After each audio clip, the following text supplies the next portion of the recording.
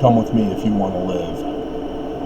This is Travis Wingoodsell. That's from Kyle Reese from the original Terminator, who was sent to the past to rescue Sarah Connor from the Terminator, who also had been sent back to the past to assassinate her to prevent the birth of John Connor.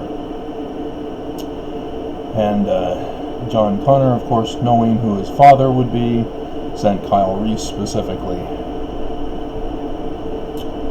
And so, thus is the same storyline as The Lion King, and which all originate from the Egyptian story of Osiris getting murdered, giving birth to Horus,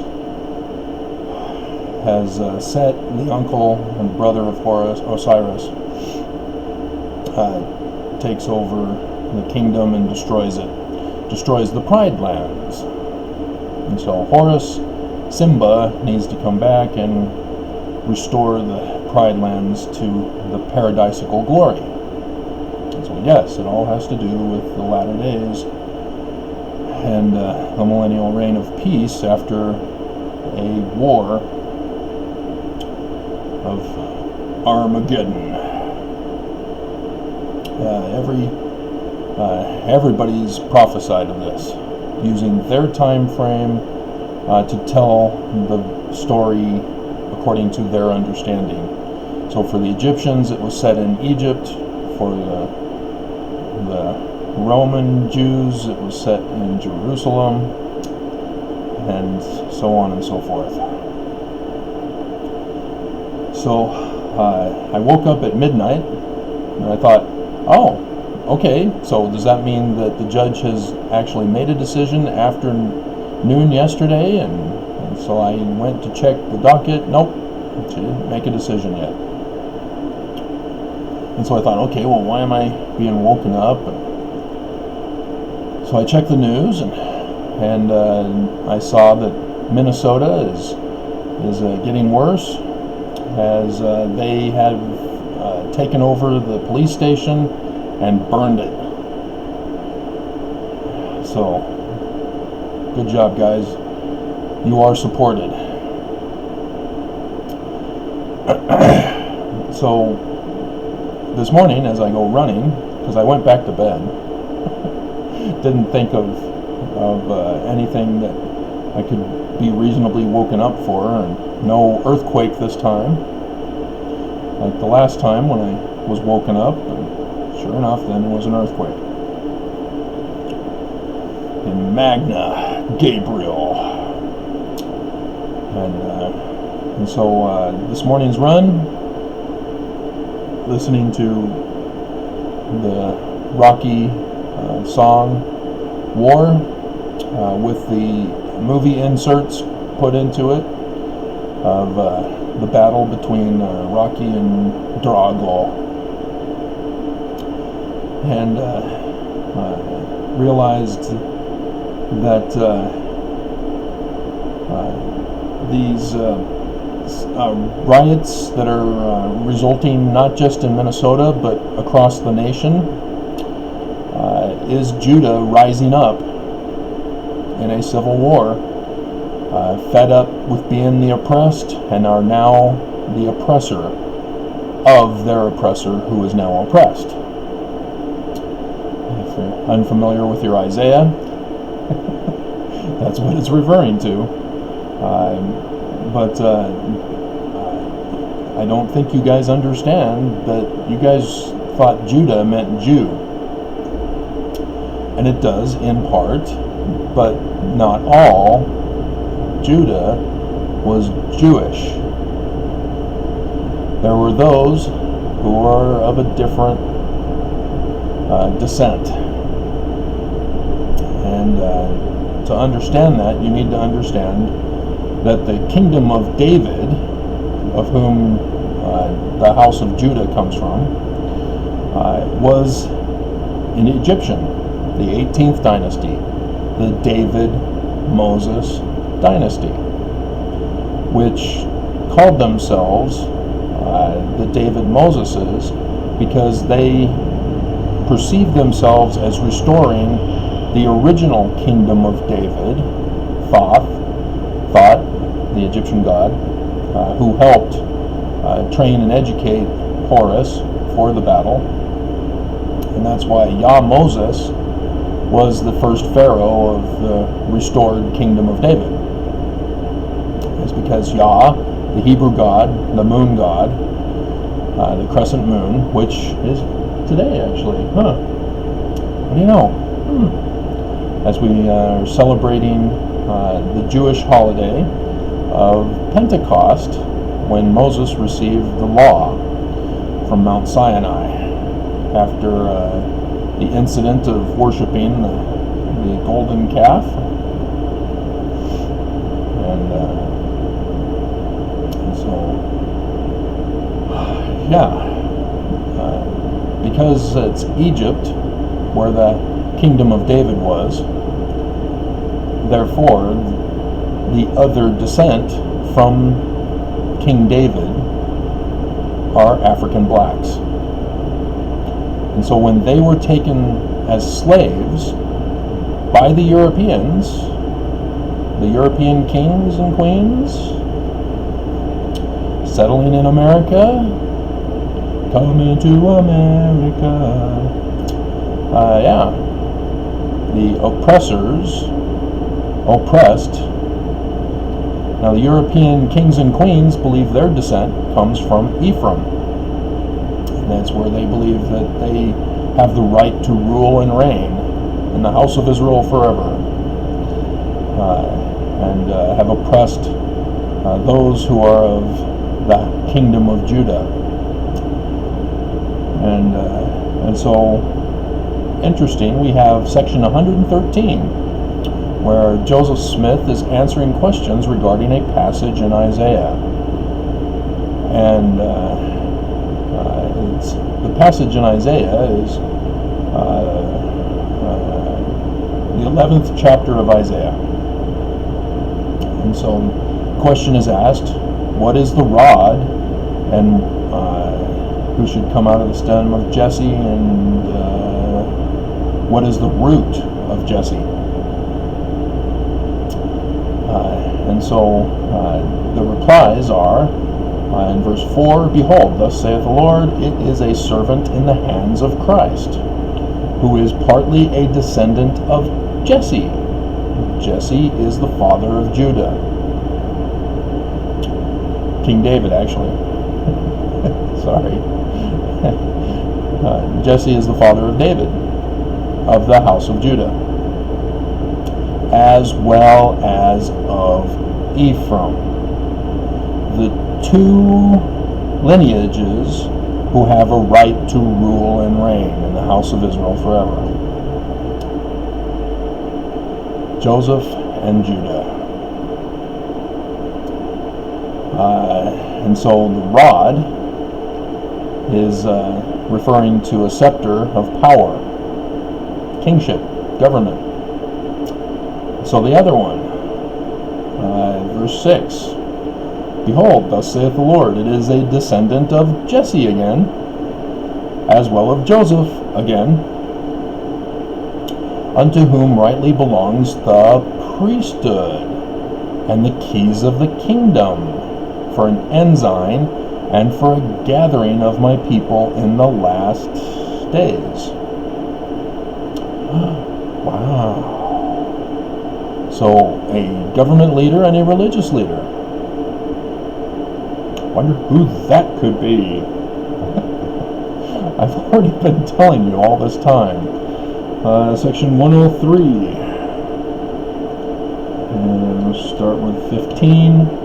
Behold, I say unto you, the redemption of Zion must needs come by power. Therefore I will raise up unto my people, the Mormons, a man who shall lead them like as Moses. So now you know more. He's going to be of European descent and of African black descent through the house of Judah, King David, the Egyptians. And And that's not all.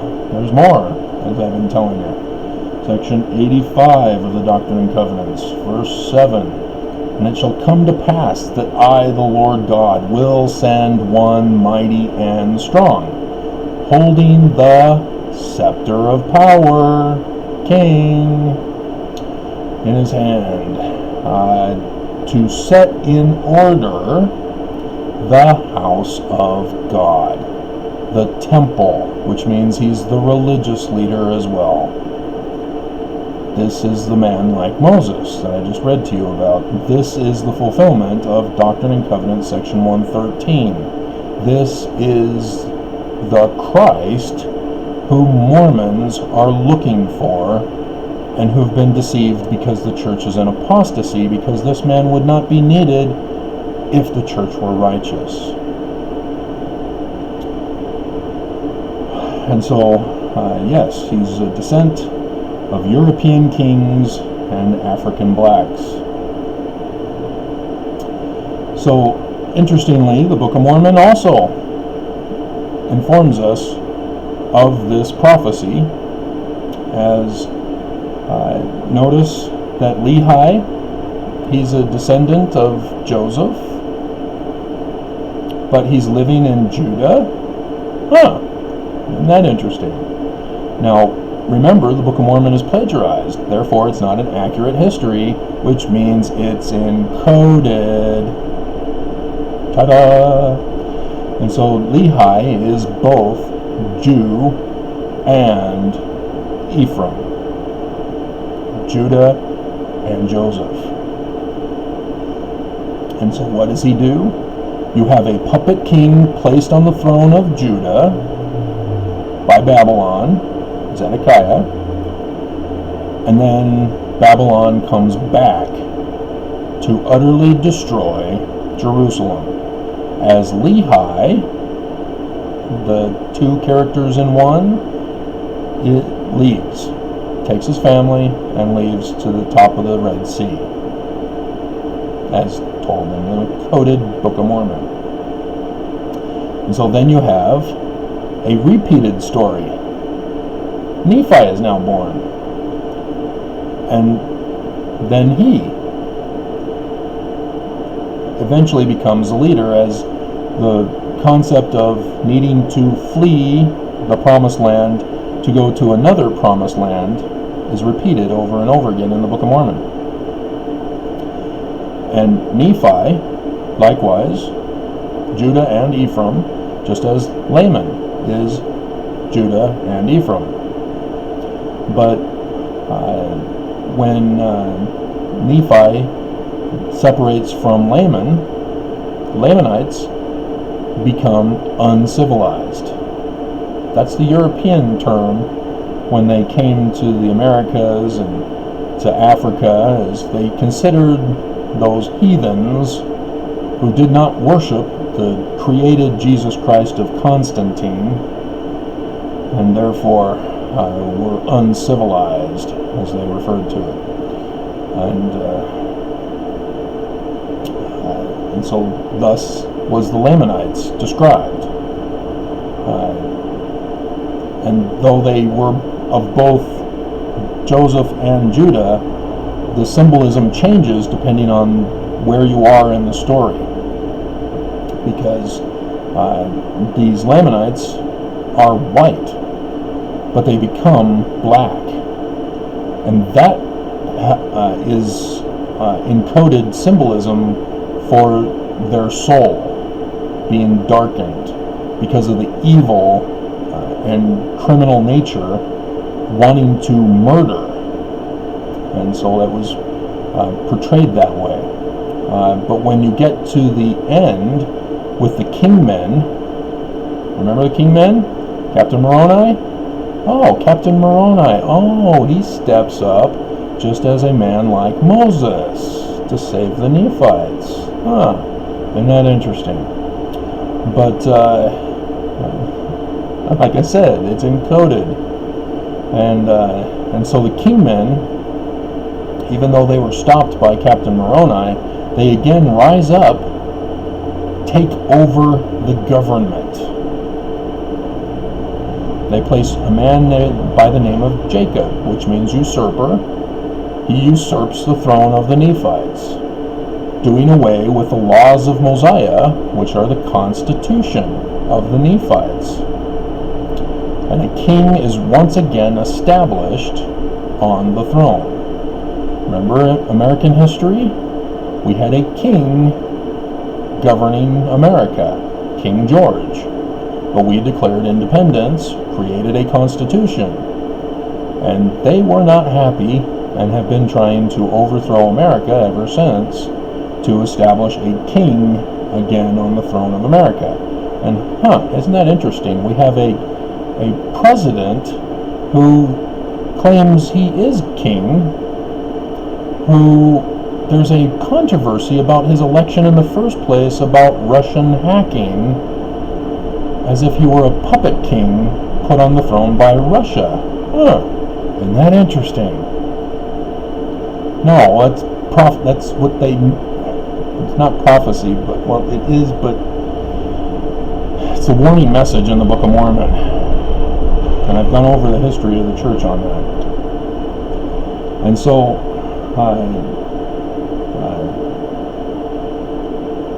in that sense, the Nephites are the cultured white European royalty, and the Lamanites are the uncultured black house of Judah.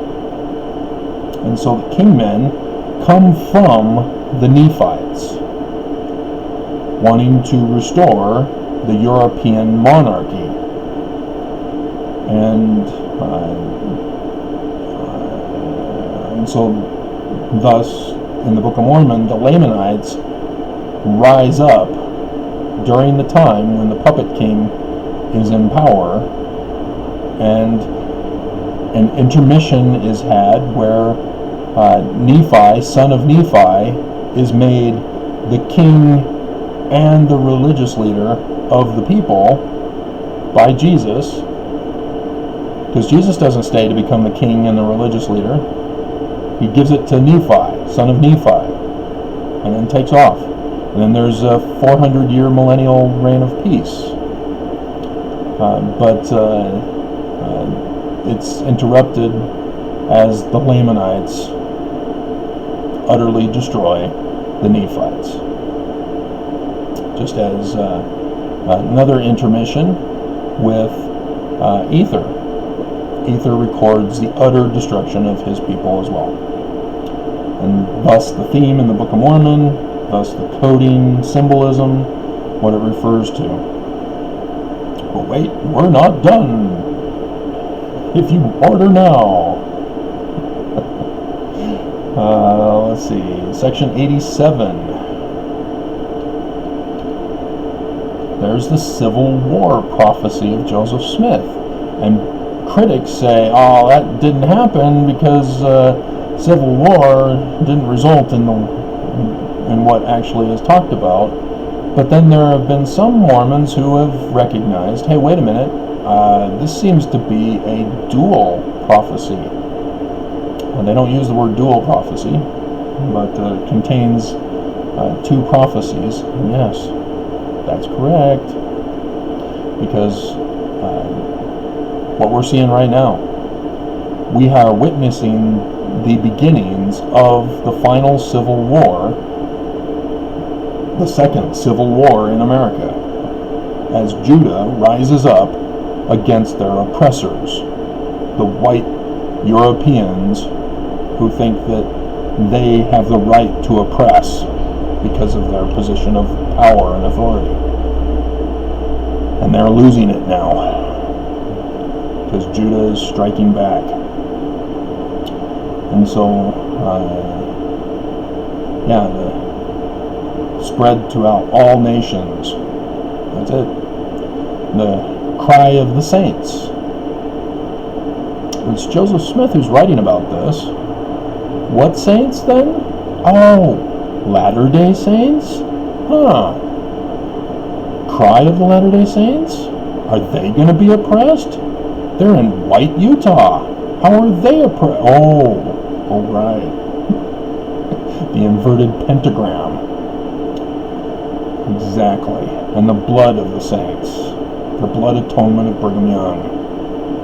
The murders caused by Mormon leadership, Mormon police, shall cease to come up into the ears of the Lord of Sabaoth from the earth, to be avenged of their enemies. And so,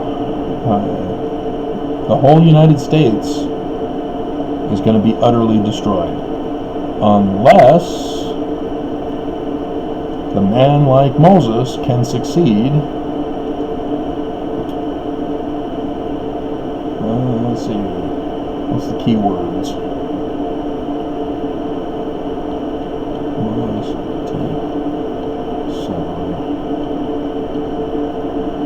Section 45.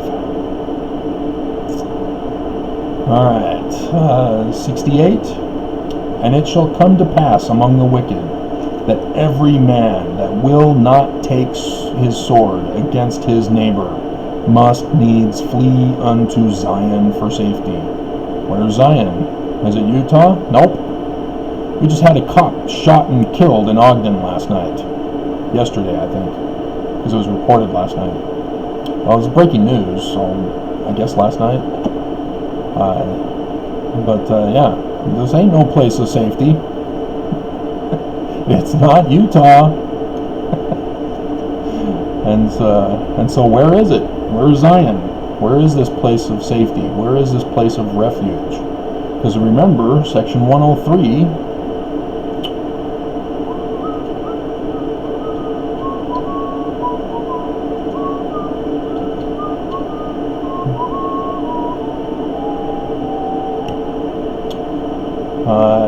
let's see, is that the one?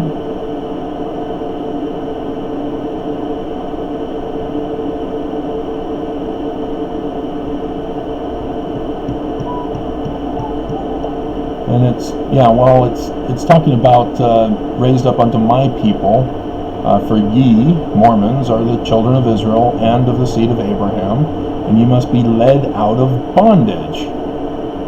He's talking about a future time. He's not talking about his time. I, Joseph Smith, am holding you in bondage, and there will come a time where I will be overthrown, and you will be led out of bondage, and go to the mountains of Ephraim to dwell. No, he's not prophesying that. Brigham Young would say it.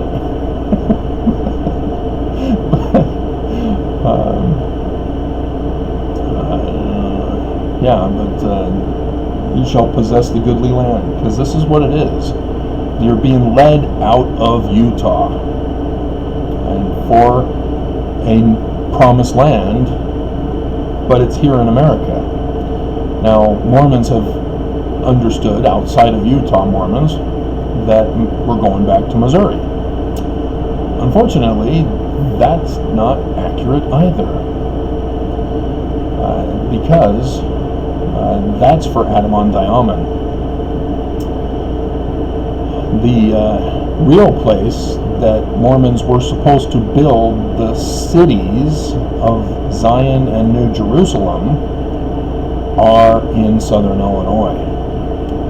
Joseph Smith gave that talk on 19 July 1840, and Brigham Young didn't add it to the Doctrine and Covenants. I have no idea why, even though Joseph Smith said, among you there are those of you who will murder me and will say, like as the prophet or the disciples of Jesus, is it I? Go figure, Joseph Smith was murdered. I wonder if he was betrayed by a Judas in the Mormon church. Yeah, I've already done those videos. And so, southern Illinois is where we're supposed to go to build this mountain cities, he calls them. Not just cities, mountain cities, like pyramids. And,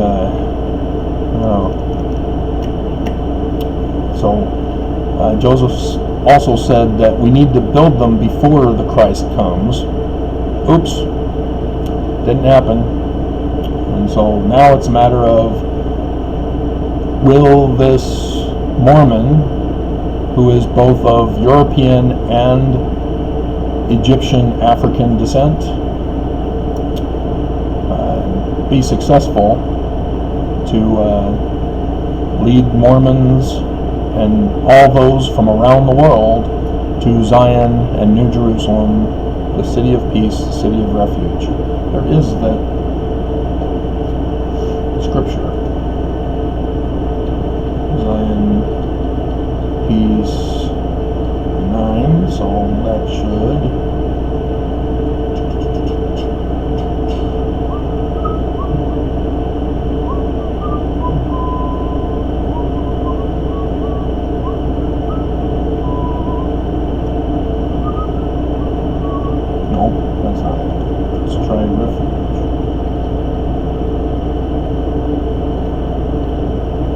Maybe it's New Jerusalem.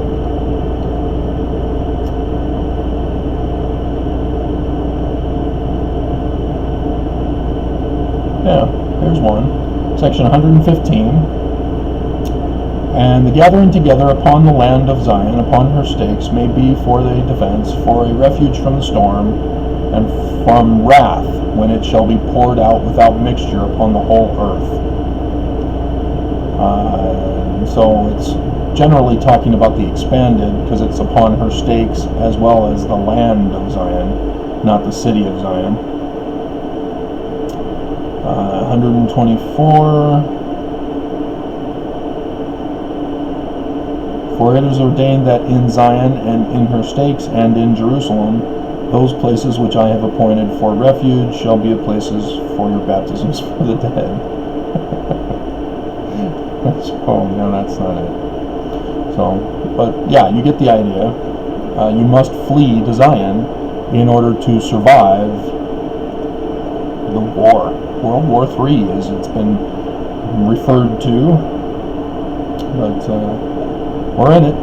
It's now. It's here. And so, there you go. Today, like I said, if Judge Oberg, the brand new assigned judge, the brand new and brand newly assigned judge, keeps following the federal rules for court procedure, she's expected to make a final ruling today. We are her only case. I'm unaware of any that would have come up since she got newly assigned and hired on the 15th. Last week, she filed on Thursday morning so that she can have an extra long Memorial Day weekend. And so I'm expecting today for her final results as to the lawsuit. And if she does continue to follow the law, she's going to side with me, which means the church is done.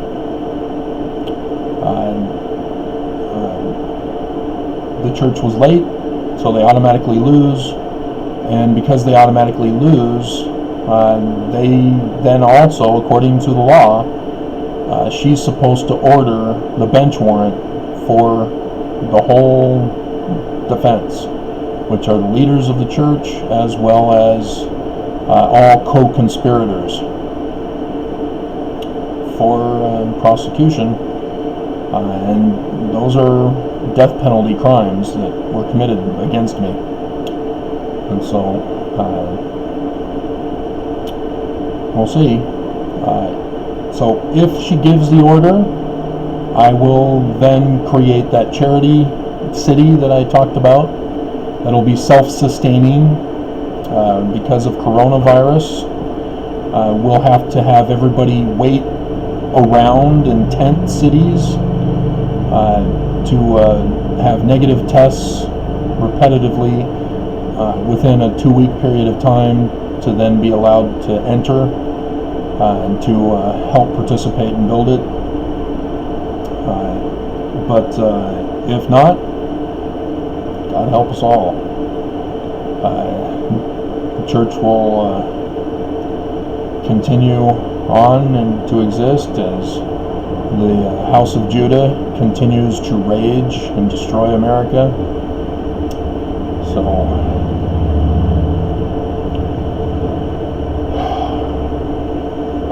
be safe.